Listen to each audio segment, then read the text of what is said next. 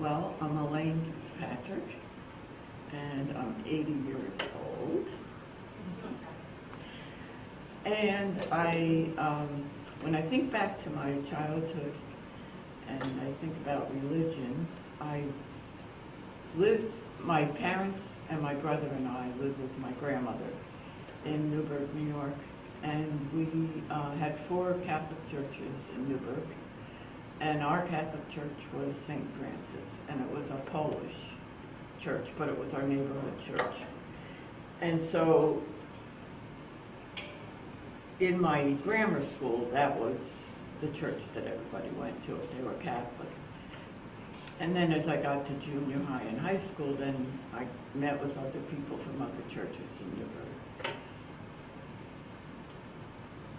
I can't believe, I can't remember not believing in God.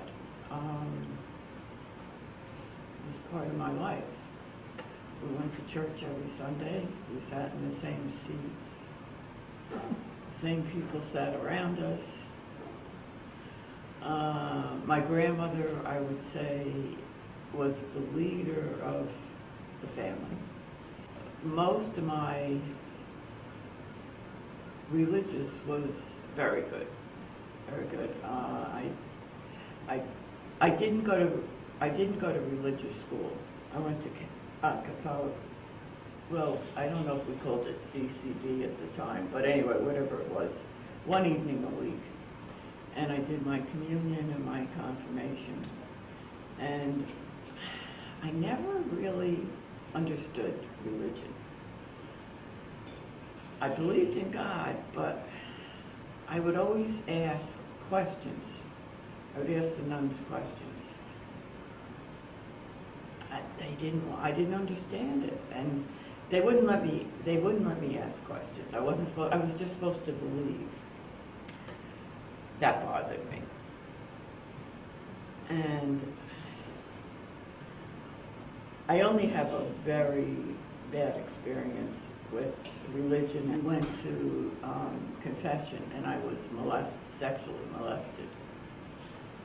And I couldn't tell my family the first time. And then my grandmother was supposed to go with us to confession, and she backed out of it for some reason. The second time it happened, I told my parents. And I asked my mother, when I was much older, did that really happen? And she said, yeah. And anyway, the fellow was barred from our house. When I was in high school and we took these aptitude tests, and I would come up as a caring person, and I was supposed to go into nursing, but I had to go into nursing because my mother couldn't become a nurse because she was too young when she graduated from high school.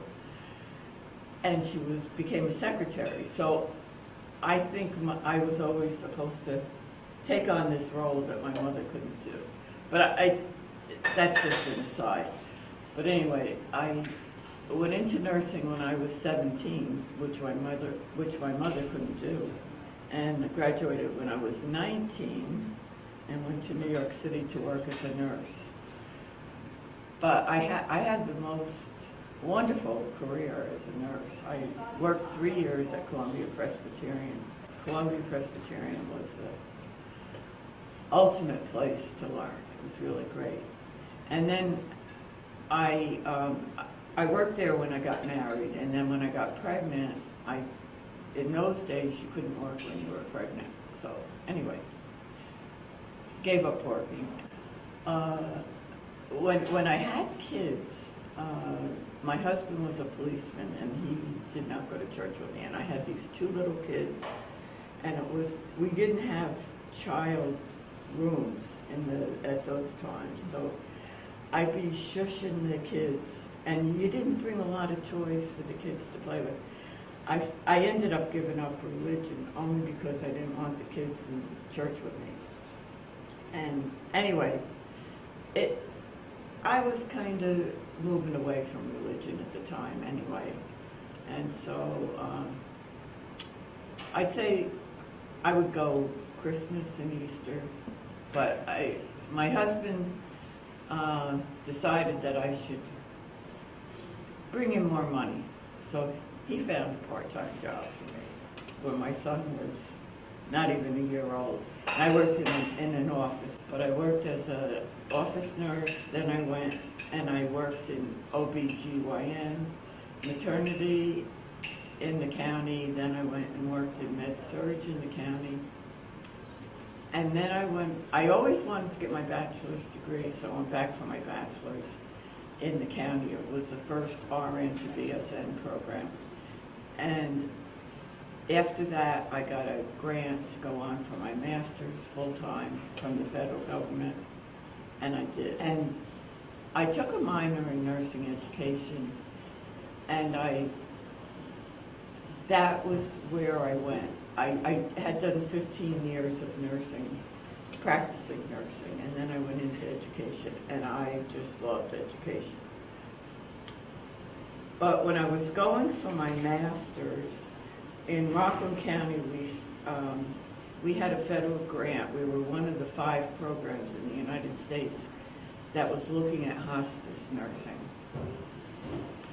And that was one of the best times in my life as far as nursing, and I really felt that I could utilize my caring. But I have to say that I think the closest that I came to God in my nursing career was the hospice, and it was a very fulfilling experience. I'm a Kubler-Ross fan, and when I was doing death and dying and hospice in the late 80s, it was kind of new. Anyway, my goal was that they go through all the steps, and the last step is acceptance. And I think that's when the patient is the closest to God. And so that was my goal, to get them to accept. I didn't have to do much work. I found that they did accept. They knew what they had, most of them, and that they were ready. They had their problems and the family's problem. I had to help them see where the family was, and I had to work more with the families so that they could help the person die. They had to let go. And they had to let the person accept that they were dying and that they were okay with that.